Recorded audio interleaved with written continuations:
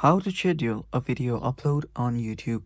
Hello guys, this is Atticus and welcome back to another tutorial video. In today's video, I'll teach you guys how you can schedule a video upload on YouTube mobile. So without any further ado, let's dive right into it. First step is open up your YouTube and start posting. So go through with the posting process such as editing your video and importing and stuff like that. After you do that, this is a video right here. It's a short. So if I just tap on next, it'll start processing. So after it's here, what you can do is to make your post scheduled, you can always just save it to draft in your mobile. So as you can see here, there is a visibility option.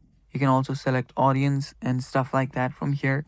So if I just scroll down and if you check for more options such as related videos and stuff, there's no option to actually, you know, schedule a video.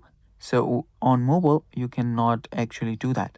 So what you can do instead of that is you can save your video to a draft and then upload it on YouTube up at a later time or at the time that you want.